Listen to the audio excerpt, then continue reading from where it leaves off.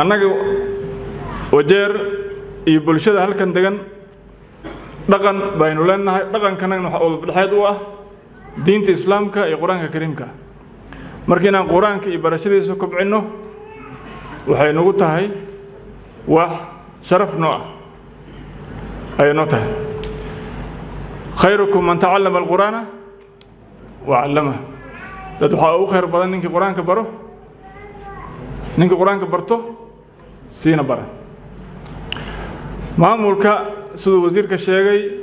hindisahani wuu bilaabay waxyaalo badan oo maamulkan wajeer looga dayday baa jira waxa kamid ah macallimiinta madaarista in la qoro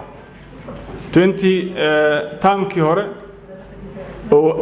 gabana Ahmed Abdullahi uu ku jiray asaga ayaa bilaabay in macallimiinta madaarista la qoro oo mishaarka shaqaalaha kale ay qaataan ayagana ay qaataan sanadkan taamkii hore 101 ahaan baan jeclahay haddana waxaan ku darnay dad aanan yarayn 60 iyo dhowr qof deesan ka badnayn wixii inta ka badanna waa aan ziyaadan doonaa insha Allah sunno fiican bay ahayd ay ku daydeen county-yaasha kale hadee man sanna sunnatan hasana falahu ajruha wa ajru man amila biha marka hadii lagu dayday county-gan maamulka looga dayday waxaan ku boorinaynaa inta nagu dayday inta aan nagu dayanina ayagana waan soo dhaweynaa waxaan ku boorinaynaa inay nagu daydaan insha Allah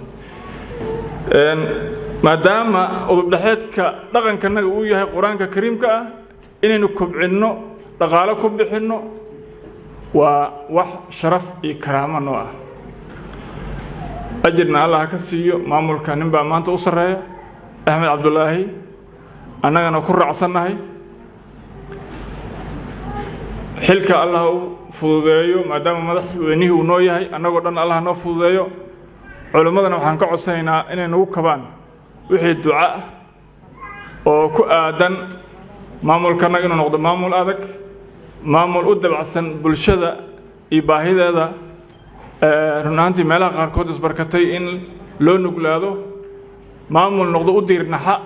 bulshada iyo ummadda reer wajeer inaad nagu duceysaan insha Allah